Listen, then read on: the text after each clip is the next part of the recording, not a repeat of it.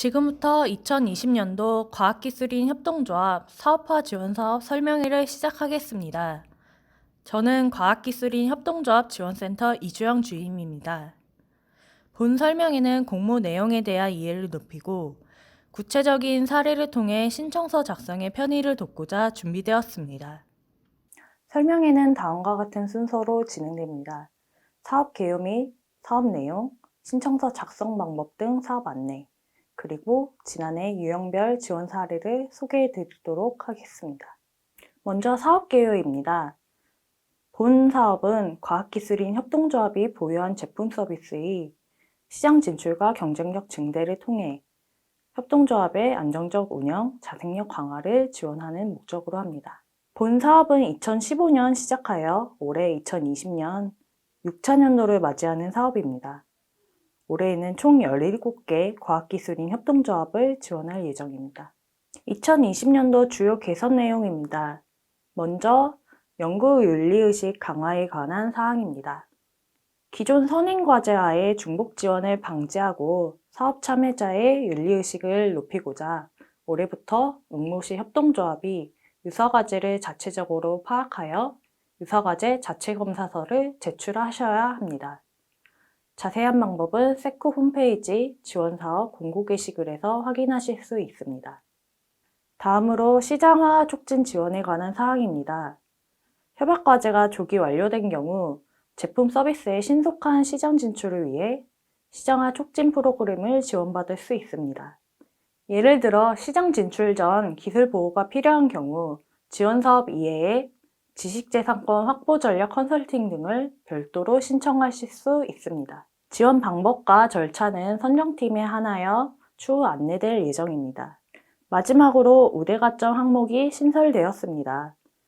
참여 신청하신 협동조합이 2019년도 과학기술인 협동조합 공모전 비즈니스 아이디어, 사회문제 해결 아이디어 분과 입상팀인 경우 선정평가 시에 가점을 3점 부여할 예정입니다. 본 사업의 지원 대상은 과학기술인 협동조합입니다. 과학기술인 협동조합의 자격에 관한 자세한 사항은 뒤에서 다시 한 번 더 설명드리겠습니다. 사업의 지원 규모는 총 17개 내외 협동조합이며 지원 유형은 일반형, 심화형, 고경력형 3개 유형입니다. 유형에 대해서는 응모 시 1개 유형만 선택하여 신청하시면 됩니다. 지원 제한에 관한 사항입니다. 본 사업에 참여 이력이 있는 경우 지원이 제한됩니다. 다만 일반형, 고경력형 수행의 이력이 있는 경우에는 심화형에 한하여 신청 가능합니다. 저희 사업의 지원 기간은 협약 체결 시부터 11월 15일까지입니다. 협약은 5월 중 체결될 예정입니다. 유형별 지원 목적 및 대상 규모에 대해서 설명드리겠습니다. 일반형입니다. 본 유형은 과학기술인 협동조합이 보유한 제품 서비스의 개발, 개선을 통한 시장 진출을 지원하는 목적입니다. 총 10개 내외 협동조합에 대해 최대 2천만 원까지 지원됩니다. 심화형입니다. 기존 제품의 성능 고도화나 원가 절감 등을 통한 시장 경쟁력 강화를 지원하는 목적입니다. 총 3개 내외 협동조합에 대해 최대 3천만 원까지 지원됩니다. 고경력형 유형입니다. 조합원의 과반수가 만 50세 이상, 과학기술 관련 분야 경력 10년 이상이 고경력 과학기술인 협동조합인 경우 별도 트랙으로 지원하는 유형입니다.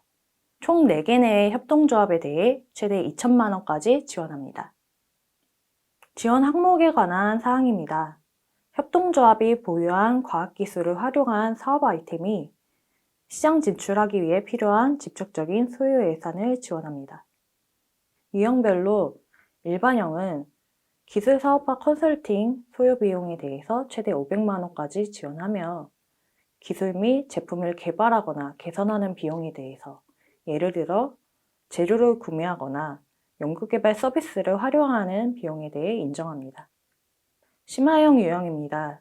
심화형은 앞서 설명드린 일반형 지원 항목에 더해 생산 및 품질 강화를 위한 기술 영업 전략 컨설팅, 생산 효율화, 시장 경쟁력 증진을 위한 개발 개선 비용을 인정합니다.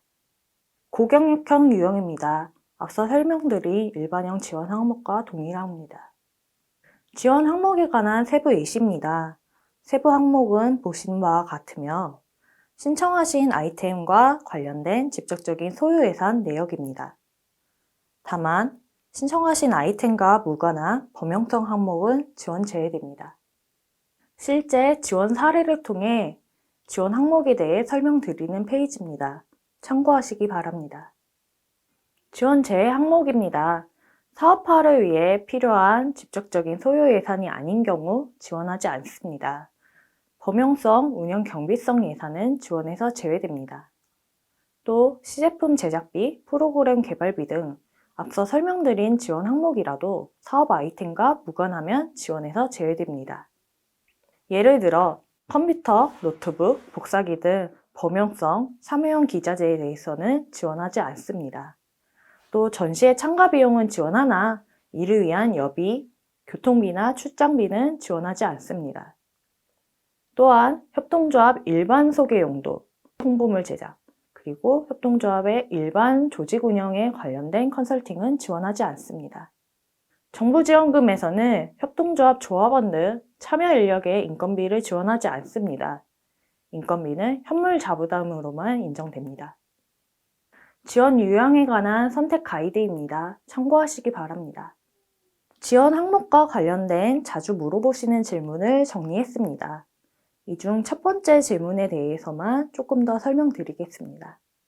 저희 지원 사업은 장비 구매도 지원이 가능한데요. 사업화를 위해 직접적으로 필요한 경우에만 지원 가능합니다. 예를 들어 사무용 PC 구매는 지원하지 않지만 사업 아이템이 대용량 데이터 처리를 위해 고성능 워크스테이션이 필요한 경우에는 구매 가능합니다. 또한 장비 등 기자재는 협약기간 종료 2개월 전까지 설치 가능한 항목에 대해서 지원 가능합니다. 총사업비 편성에 관한 항목입니다. 총사업비는 앞서 말씀드린 사업화에 필요한 직접적인 소요 예산을 세부 내역과 금액을 정한 후에 다음과 같은 기준에 따라 계상하셔야 됩니다. 총사업비는 정부지원금, 현물자부담금, 현금자부담금으로 구성됩니다. 현물자부담금은 참여 인력의 인건비, 보유하신 기자재, 재료의 사용료에 대해서 계상하실 수 있습니다. 총사업비는 부가가치세를 포함하지 않습니다. 부가가치세는 협동조합이 별도로 부담하셔야 하며 면세사업자로 등록되어 있어 부가가치세가 환급되지 않는 경우에도 협동조합이 별도로 부담하셔야 됩니다. 저희 지원사업의 신청서 양식에 있는 사업비 총괄표입니다. 앞서 설명드린 총사업비에 대해 양식에 맞춰서 비목별로 편성한 내역을 작성하여 주시면 됩니다. 총사업비 비목별 계산 기준입니다. 보시는 바와 같으며 현물자부담금, 인건비에 대해서 조금 더 설명드리겠습니다. 매월 실지급할 급여액이 있는 경우 해당 금액을 기준으로 인건비를 산정하시면 됩니다. 실제 지급하는 급여액이 없는 경우 2020년도 학술 연구 용역 인건비 기준 단가에 명시된 금액으로 인건비를 산정하시면 되겠습니다.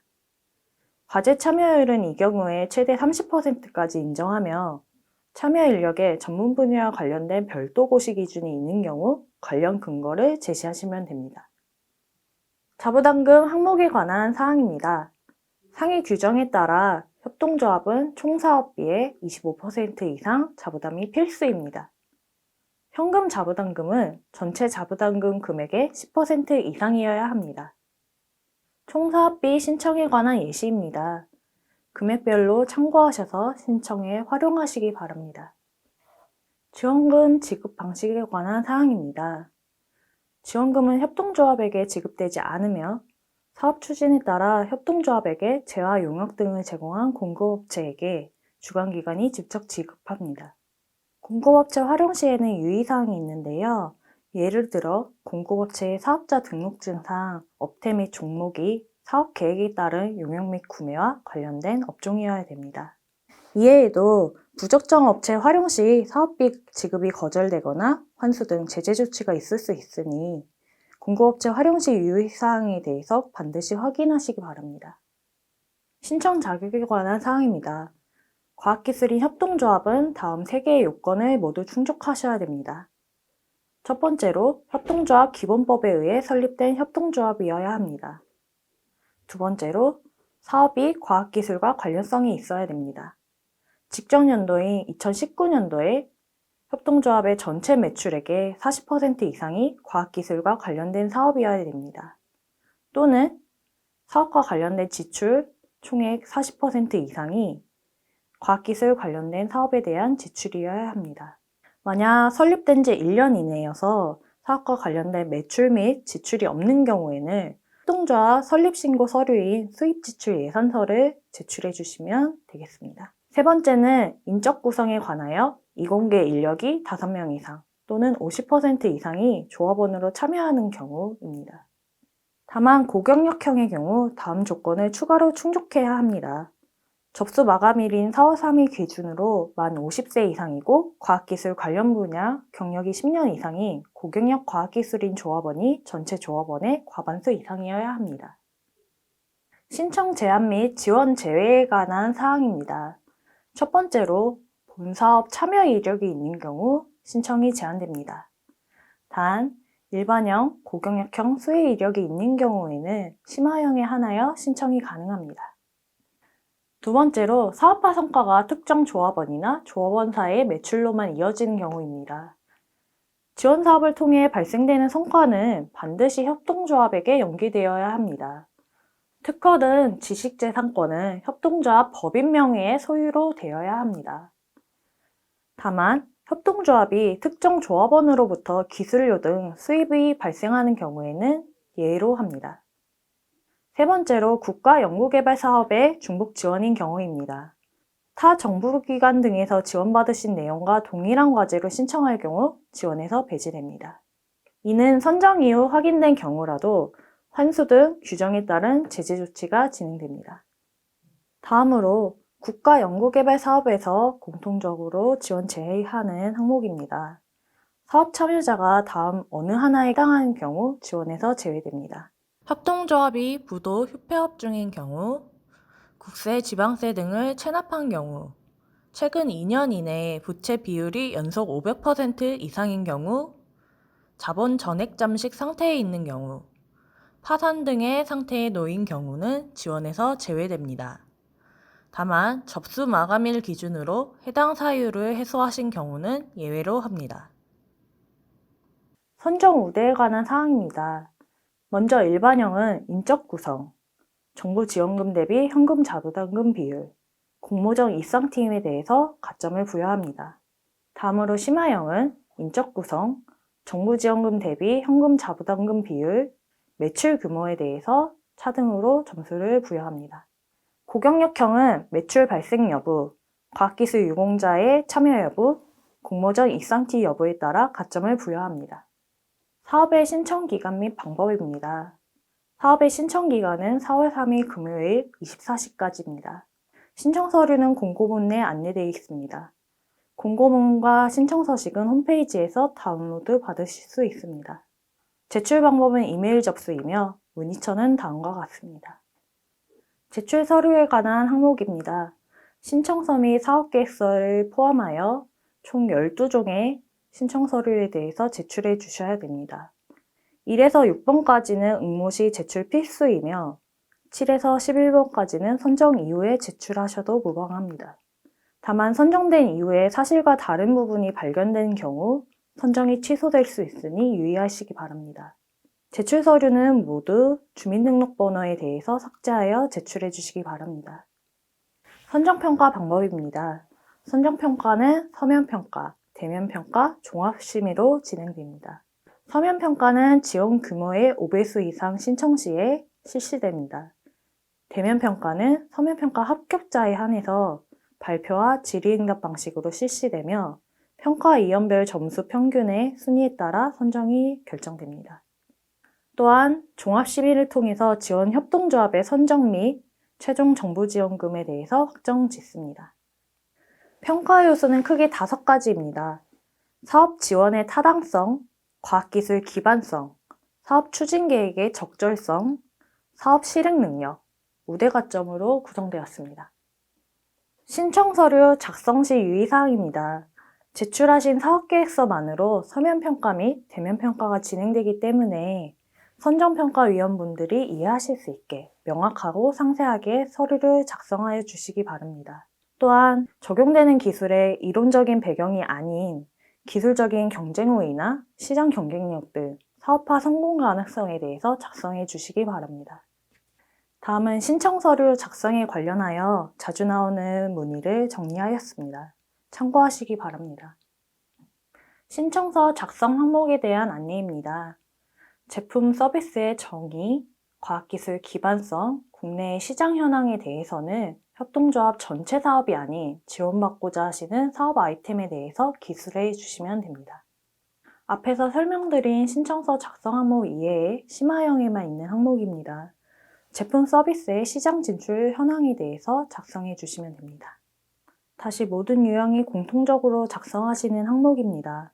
사업화 계획, 제품 서비스와 관련된 협동조합의 수익 구조, 본 지원 사업에 참여하시는 목적과 달성하고자 하는 바에 대해서 실제 달성 가능한 목표를 구체적으로 작성해 주시면 됩니다.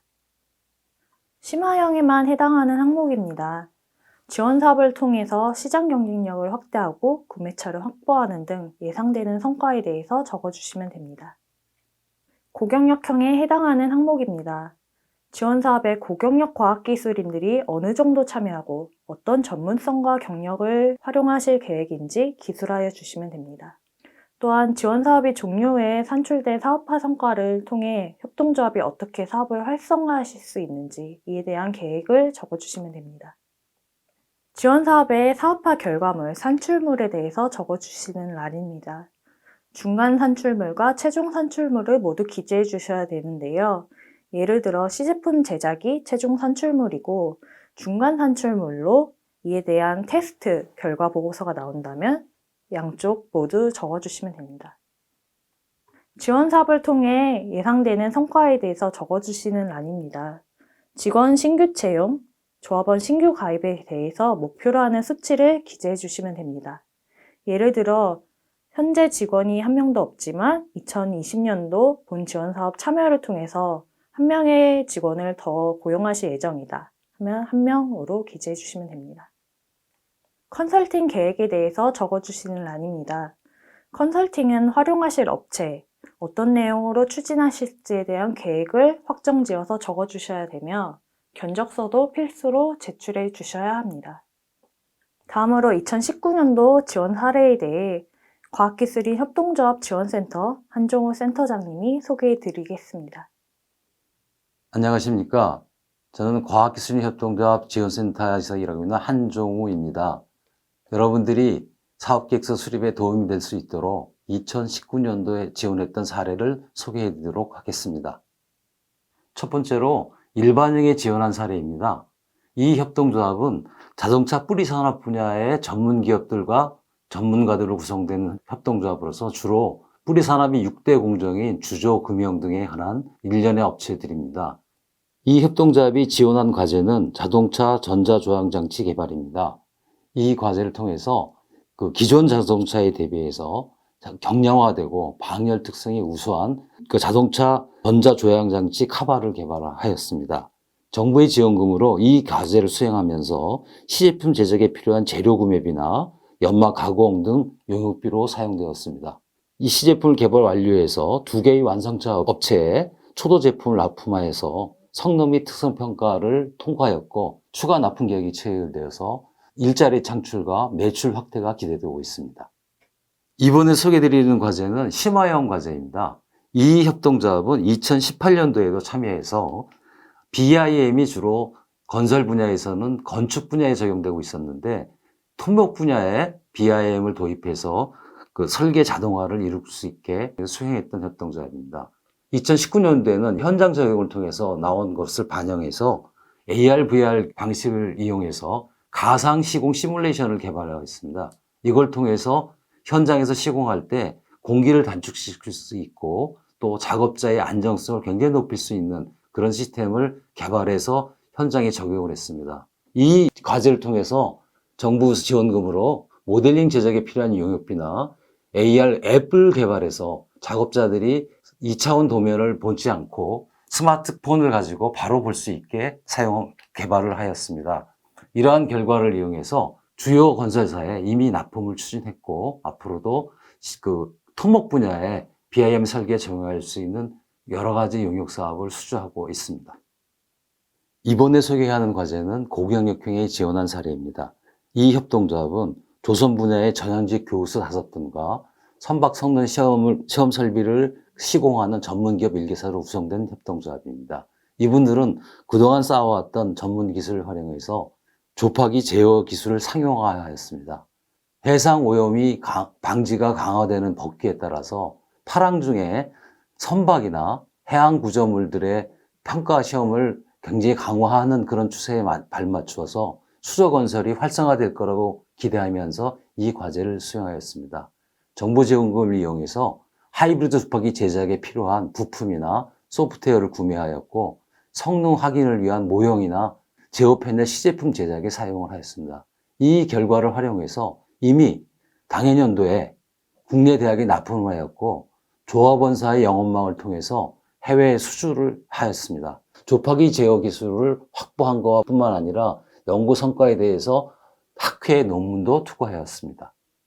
끝으로 본 사업 지원사에 참여하실 때 계획 수립에 도움될 만한 몇 마디를 설명드리도록 하겠습니다. 먼저 목표 시장을 설정하실 때에는 시장 분석을 통해서 목표 시장을 설정해 주시기 바랍니다. 환경의 변화라든가 경쟁사 제품 분석 등 이런 시장의 추세를 통해서 목표 시장을 설정해 주셔야 되고요. 이렇게 설정된 목표 시장에서 지금 하시고자 하는 사업 아이템, 그러니까 제품이나 서비스가 어떤 경쟁력을 가졌는지를 보여주시는 게 필요합니다. 이런 걸 보여주실 때는 기존의 제품이나 서비스와 비교해서 경쟁 제품과의 비교가 굉장히 도움될 거라고 생각이 됩니다. 그 다음에 이제 이 제품과 서비스를 협동조합에서 추진할 때 협동조합이 가지고 있는 기술적 전문성이라든가 또 조합원들 간에 어떻게 협업할 것인가 이런 것들을 보여줌으로써 실현 가능성을 보여주시는 게 필요할 것입니다. 그리고 특히 심화여행 경우나 이런 경우에는 해당하는 제품이나 서비스를 시장에 진출하기 위해서 어느 정도 준비가 되었는지, 예를 들면 설계가 완료되었다든가 시작품을 제작할 준비가 되었다든가 아니면 구매처와 MOU를 체결했다든가 이런 식으로 제시해 주시면 상당히 도움이 될 거라고 생각합니다. 그리고 끝으로 이런 제품 서비스가 시장에 진출되면 매출이 얼마큼 늘어날 것이라든가 고용 창출을 얼마나 할 수 있겠다든가 아니면 에너지 절감을 통해서 CO2를 얼마나 저감할 수 있겠다든가 등 이런 경제적, 사회적 성과를 심사평가위원들이 쉽게 이해할 수 있도록 명확하게 제시해 주신 것이 필요할 거로 생각됩니다. 이상으로 저희 설명회를 경청해 주셔서 감사합니다. 더 궁금하신 사항이 있으시면 저희 홈페이지에 게시판을 이용하시거나 유선 전화를 이용해서 또 이메일을 통해서 궁금하신 사항을 질문하시면 성심껏 대답해 드리도록 하겠습니다. 감사합니다.